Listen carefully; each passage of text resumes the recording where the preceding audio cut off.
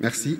Alors, nous allons consacrer cette session à l'étude d'un sujet, Customer Trust and Local Relationships. Bien évidemment, la confiance est à la base de toute collaboration, de quelque nature qu'elle soit. Et donc, comment protéger cette confiance qui existe et préserver cette confiance qui existe entre les banques et leurs clients. C'est ce que nous allons voir. Je souhaiterais, avant de démarrer la session, donner la parole à M. Bernard Huberdeau pour quelques mots d'ouverture. Et bravo pour l'organisation.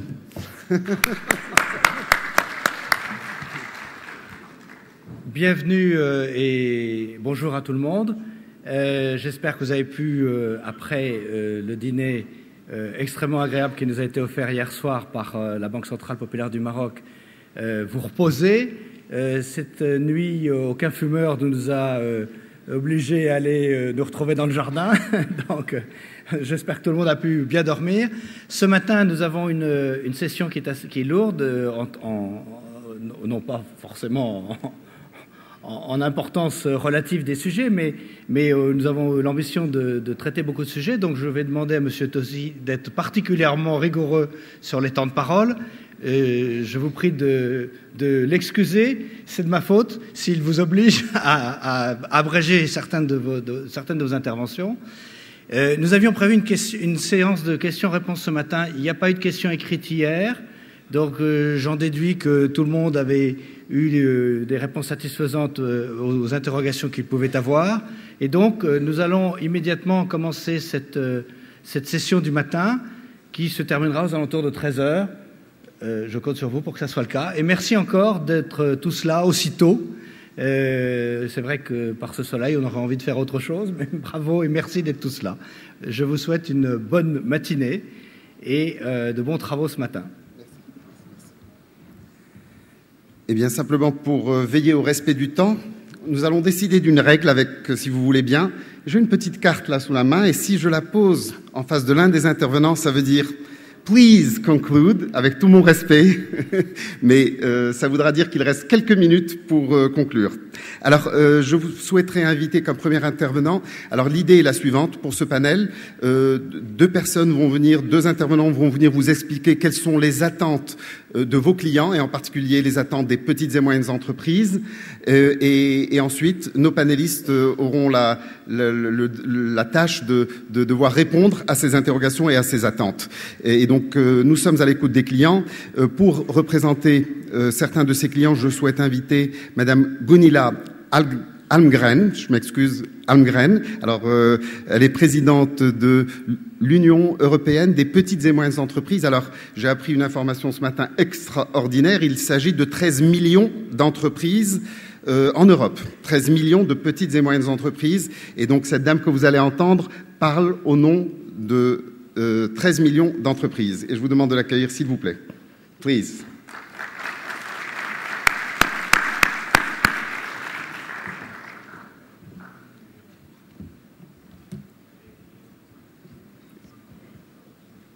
Et avec 55 millions d'employés.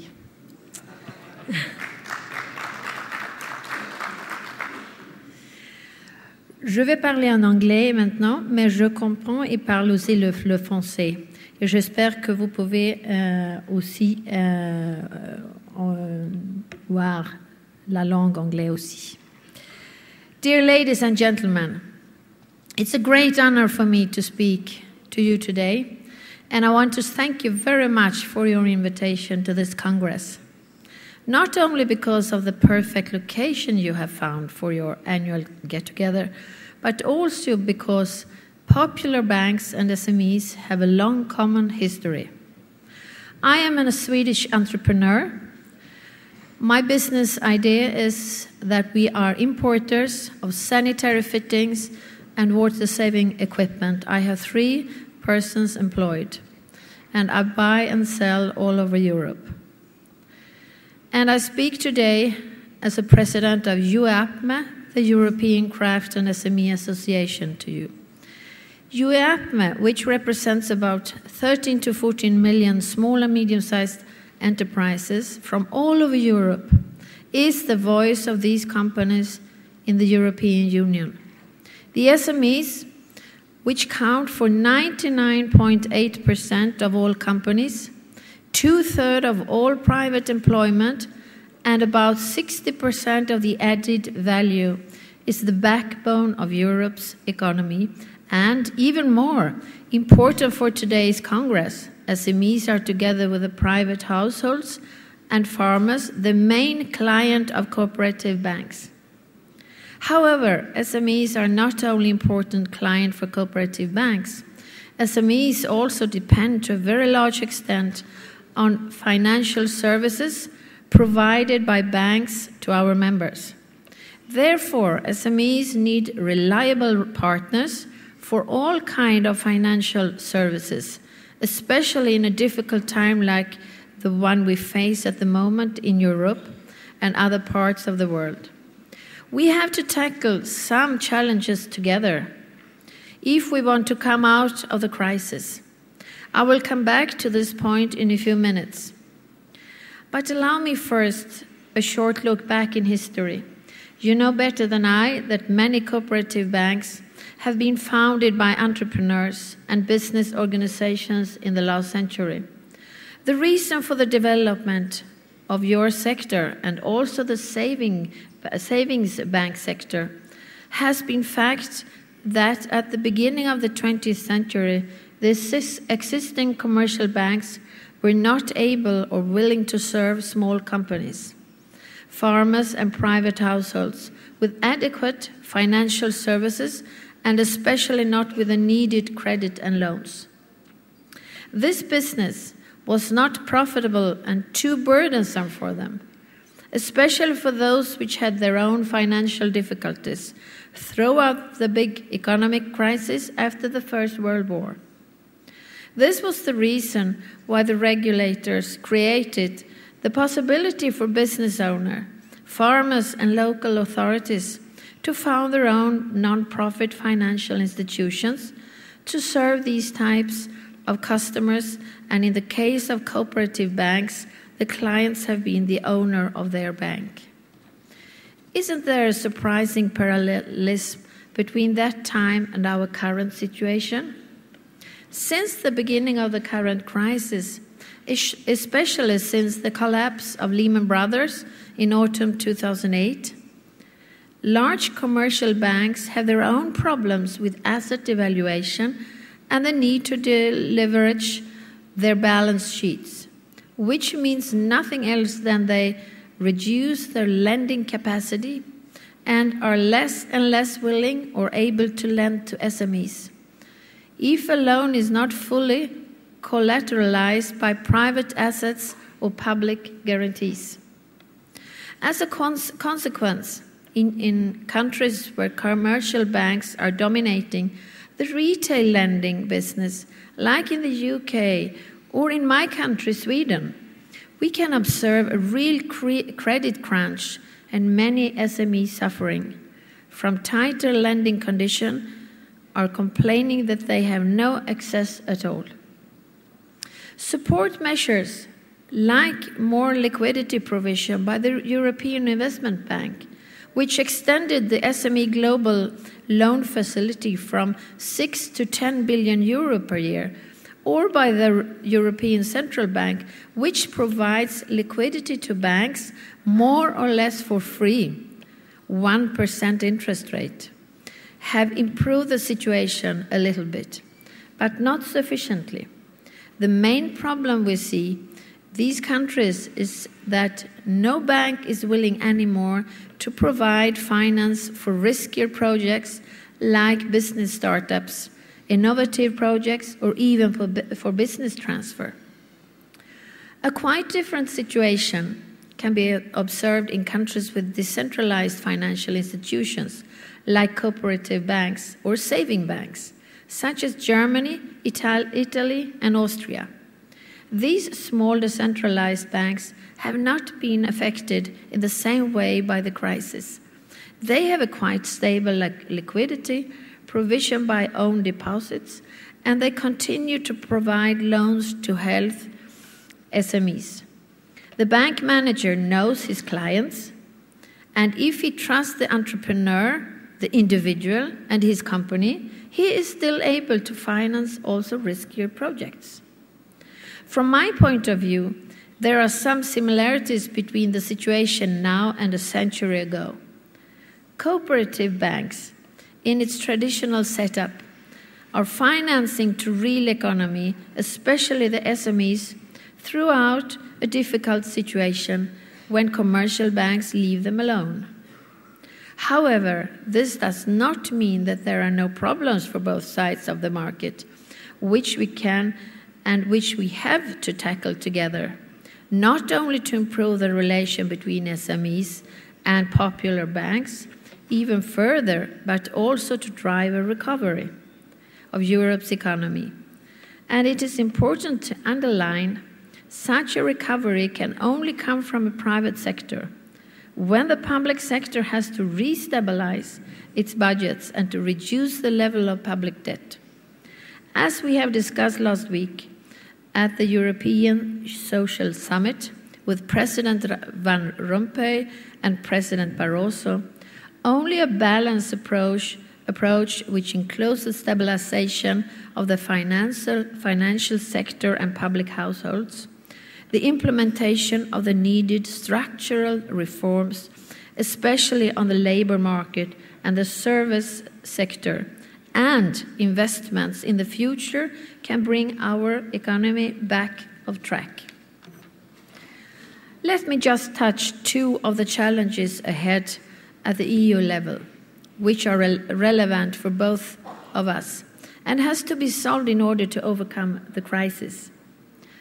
Number one, the new regulatory framework for financial institutions has to be designed in a way that it avoids existential crises like the current one and allows the banking sector at the same time to improve its ability to serve the real economy. Number two, the new support measures at European level, which are currently prepared for the period of 2014 to 2020, have to reply to the real needs of targeted groups. Let me start with the first point, and let me take the new capital requirement regulation, better known as Basel III agreement. EUAP has always accepted that the fact that many banks had not enough capital buffers, and especially not enough liquidity, was one of the main causes of the crisis started in 2007. Therefore, we never have opposed the increase of higher capital requirements and the introduction of liquidity ratios, but the question was always how to do it to avoid crisis and to provide incentives to finance companies. Our analyses have shown that SMEs lending has not caused the crisis, and the regulatory capital for retail and SME loans have been sufficient, which was not the case for other bank activities. Therefore, our aim is to make sure that lending to small companies does not require more regulatory capital for banks compared to the pre-crisis situation, which has been proven to be sufficient. After many discussions, it became clear that the best way to achieve this goal would be a reduction of the risk weight for SME loans in the new Capital Requirements Directive. However, you can imagine that SMEs are not the best experts in banking regulations, and we only could do this to work together with partners in Brussels, who understand more about the subject and have the same interest, namely supporting lending to SMEs. Therefore, we work together with your experts to formulate such proposals and to defend them towards the European Commission, the Parliament and the Council. Today, we still have no final decision, but what I hear from the people in the negotiation, we will be successful, we will get a reduction of the risk weight for loans to SMEs, and we will achieve this success together. So thank you so much for your cooperation in this dossier. On the second point, the support measures of European level, You may know better than me that in many countries we have guarantee schemes to support and stabilize the lending market for SMEs. There are public schemes like we have, for example, in Sweden and Finland. There is publicly supported guarantees, banks like in Germany, and we have mutual guarantee schemes in countries like France and Italy. The European Commission has supported in the last decade the establishment of such schemes in countries where they have not existed, especially in the new member states, by providing counter guarantees for pilot projects. However, the European programs, like the current CIP of the future COSME program, are not large enough to support SMEs. Loans by counter guarantees at a large scale. Therefore, UE-APME has put a lot of effort to convince the European institutions to open the much larger pockets of the structural funds for financial instruments, and it seems we will succeed. This means that from 2014 on, there will be the possibility to counter-guarantee SME loans also with money from the cohesion funds and the social funds, which will be an important new opportunity, especially for countries which have not enough own public means to finance the counter-guarantee out of the national and regional budgets. For us, for the SMEs, the promotion of guarantee schemes is a very important step forward because we have to realize the guarantees for SME loans provided to small enterprises against a small fee are a much cheaper instrument and have a much higher leverage effect compared to subsidized loans or grants. As well as, and equally important, guarantees are much less distortive for competition than giving direct money to SMEs. Therefore, I would like to invite you all to ask your government at national and regional level to use these new possibilities in the future in our common interest, which is a sufficient provision of finance to the real economy. Now I have to come to my conclusion. As I have said at the beginning, popular banks and SMEs have long common history, and your institutes have been a reliable partner for SMEs over decades. The current economic situation has proven that your sector is able to provide SME finance also in difficult times. It is very interesting that since the start of crisis, the attempts made by the large commercial banks against the decentralized system of cooperatives and saving banks came to an end. While during the hype before 2007, we have seen attacks against your systems more or less every month. All in Europe has finally realized what we have known since decades. Only decentralized bank systems like yours are able to provide sufficient finance to the smaller enterprises. Therefore, please stick to your traditional values. We want to be also not only your client, but also your partner in the future. And please make sure that we will see your banks also in Sweden. Thank you very much.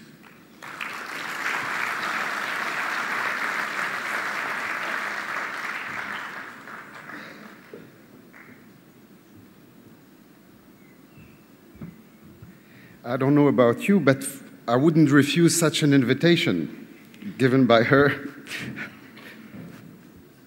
So,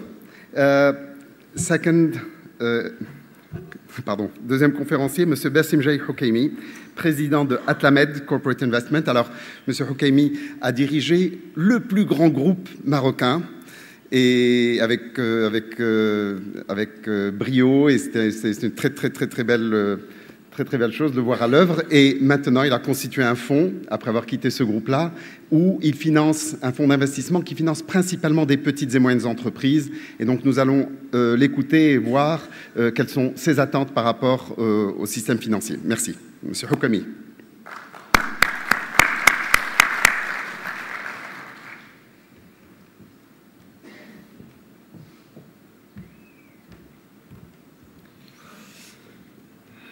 Bien, mesdames et messieurs, bonjour. Vraiment un plaisir d'être avec vous depuis un peu plus d'une journée, une journée et demie, et d'apprécier l'esprit du monde de la banque coopérative, notamment son hospitalité et la richesse des débats à travers votre diversité.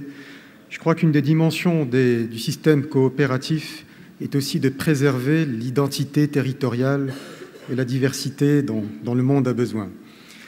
Alors, nous voulons parler de la relation entre la PME et la banque de proximité. D'ailleurs, je parlerai de la relation avec la banque de proximité en général dans un premier temps, et j'essaierai de dire ce qui, à mon sens, peut être spécifique par rapport à ce que j'ai entendu sur la banque coopérative un peu plus tard. C'est un paradoxe de voir autant d'attention accordée